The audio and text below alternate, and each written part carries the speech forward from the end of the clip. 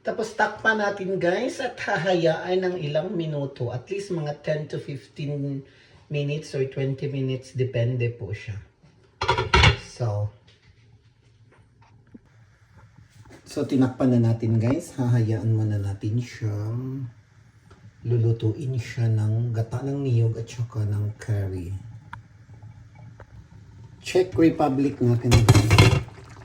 So, malapit na. Palalaputin lang natin siya guys para super duper sarap. Pure chicken curry yan guys na breast ng manok. So guys, ready na yung chicken curry natin guys. Mapapano diet talaga tayo nito guys. Super! Welcome everyone! Kain!